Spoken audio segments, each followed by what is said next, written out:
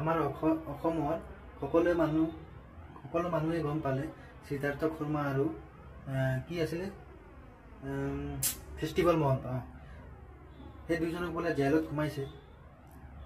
আমাৰ অসমৰ 3 কোটি মানুহে কিন্তু গম পাইছে, কিন্তু এতিয়াও সুখী নহয় যেতিয়ালৈকে জুবিন দাই ন্যায় নাপায়। আৰু আপোনালোকে যদি 2-3 মাহৰ কাৰণে তেওঁলোকক জেলত থৈছে তেনেহ'লে আপোনালোকে বহুত পস্তাব পিছত গৈ কিনে। ঠিক আছে, কাৰণ জুবিন দাই কি বস্তু হয় অসমৰ 3 কোটি মানুহে গম পায়।